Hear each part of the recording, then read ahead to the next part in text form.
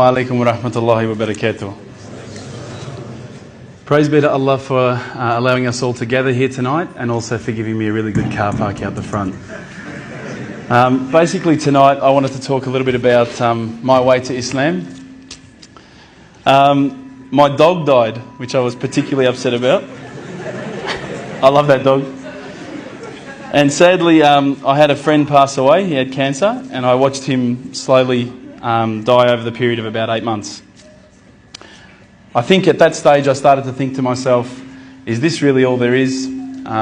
Is this all there is to life? We're born, we eat, watch TV, die, that's it? I was pretty unsatisfied with that explanation, so I guess I started a holy quest, and I started thinking, I'm going to find out for myself what the real truth is. The truth for myself anyway. So I went and spoke to my friend, this religious Christian friend of mine, and I said, look, I've investigated all the religions and I can't find what I'm looking for. And he said to me, well, what have you investigated? And I said, oh, well, look, I've investigated Christianity, I've investigated this ism, this, that, all the isms. And he said to me, you've actually missed out one. I said, no, I don't think so. I think I pretty much covered everything. He goes, well, what about Islam? And I went, Islam? Okay. Mate, they're terrorists. I'm not going to investigate Islam. No, they're crazy. No way, you know. But lo and behold, alhamdulillah, I found myself walking into Preston Mosque one day. I was very nervous parking my car in the car park. I thought it might explode. I walked in through the doors. I looked around. There was hardly anyone around. I thought, good. I walked straight across the prayer rug with my shoes on. I walked straight past the brother praying. As he went into sujood, I almost stepped on his head. I had no idea, right? I walk across and I stopped. Abu Hamza came out of a door. That's the brother who just introduced us before, Samir. And I thought, this is it. I'm about to die. I was not used to this level of hospitality, I should say. I'm not sure, I don't want to offend anyone again, but as an Australian, if you offer someone a cup of tea and they say no, you go, okay. These guys wouldn't take no for an answer. Would you like a cup of tea, bro? No, thanks, bro. Are you sure? No, I'm right. Are you sure, bro? I'll go get one. No, I'm right, bro. No, I'm getting one anyway. Sure, look, I'll just get you one, right? No worries, I'll get you one. All right, man, I'll take the tea, you know? Subhanallah. But anyway, as I say, we get back to the questions I was asking the brothers. Now, what I'd found with a lot of the other churches and people that I'd spoken to, religious leaders, was that when I asked a question, they would quite often just say, your answer is this. I'd say, oh, okay, that's pretty good. When I was sitting down with the brothers from the mosque, when I would say, listen, I don't understand this, what about this? They would never just answer from their opinion. They would always pick up the Quran, they would open it up, and it would be like, they're like human indexes. They would just, bang, page 142, read this. And I would read it and I would go, wow, that's beautiful. And I would say, look, you know, where's all this part about killing people and blowing up cars? And I don't see that. Is it somewhere towards the back that I haven't read it yet? You know, I can't find it. You know, I haven't quite gotten up to that bit yet. And they said, no, we'll talk to you about what we know, and then we'll tell you what the media says. Now, but they really cared, and I could see it in their eyes that it wasn't something like, you know, if you go to a church, you need to donate, or, you know, we're looking for money from you. These guys really cared, and it intrigued me. I thought, how can they care so much about something? It blew me away. So I kept on asking questions, and it's very difficult from an outside point of view to think, okay, the scarf, or okay, the beard, or okay, the kebab, okay, the abaya, whatever. But once you start actually looking inside the religion, working as a whole unit, as in implementing every step of the way, it starts to make sense. And it started to make sense. One night, I was sitting at home. Now, I apologise to some people who may have heard this story. It's called the candle story. I was sitting at home and I thought to myself, I want to be, you know, one with myself again. I want to get closer to Allah. So I lit a candle. I opened the window. I had the blinds drawn. It was a nice night, a bit warm, you know. I thought this is about as spiritual as it gets, you know, a candle. The Quran.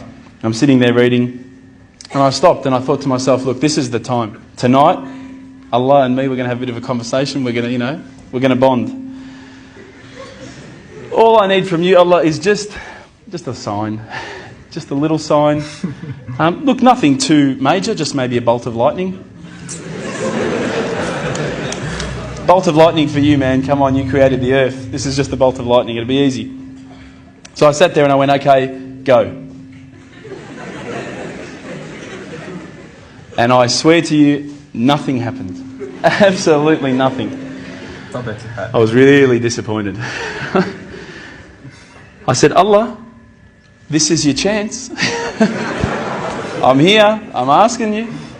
Where's my sign? So I thought, look, I'll keep reading Quran and I'll talk to the brothers. I'll say that I spoke to Allah and He didn't answer me. Didn't even get an answering machine, nothing. So I turned the Quran, turned to the next page where I'd finished off.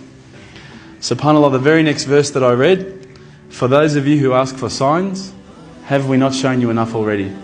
Look around you at the skies, the stars, land, the oceans. These are the signs for the people of knowledge. SubhanAllah, straight away my whole world changed. I was staring at the Quran, I was just in shock. I couldn't believe that I'd been so arrogant to ask for my own specific sign when the signs had been around me all the time. There's a creator because there's a creation. So I closed the Quran, I had the best night's sleep, I got to tell you. I went straight to the mosque the next day. Alhamdulillah, Abu Hamza was there again. I said, Abu Hamza, this is what's happened to me. He said, that's it, you become a Muslim today.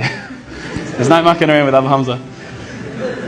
But when I walked into the mosque, the people just started pouring in. And I went, SubhanAllah, look at this religion. I've been to churches where there's, 20 people, 30 people, 50 people. There was about 1,000 people that night. And I thought, this is amazing. This religion is truly the religion of choice. And then I found out it was the first night of Ramadan.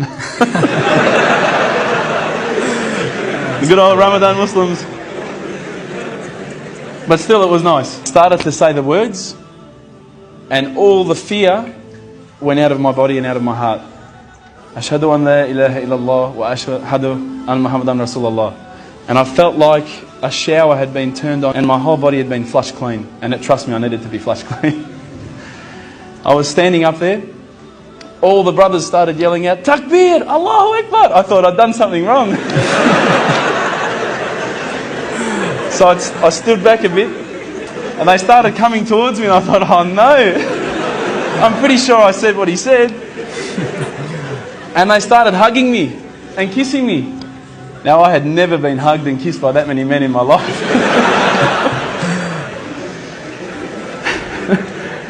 I went home with such a beautiful feeling because I knew at that stage that I had a clean slate. It was my chance now to start again, to forget about the drinking, to forget about marijuana, dope, whatever, anything else I'd done in the past, and to start doing good things. If you haven't felt the feeling that I'm talking about, I sincerely hope it happens to you at one stage in your life. I encourage you to investigate all the religions, and particularly Islam. I would say that one of my favourite verses, I'll end with this verse, is a particular verse that says, let there be no compulsion in religion, because the truth stands clear from error. Assalamu alaikum.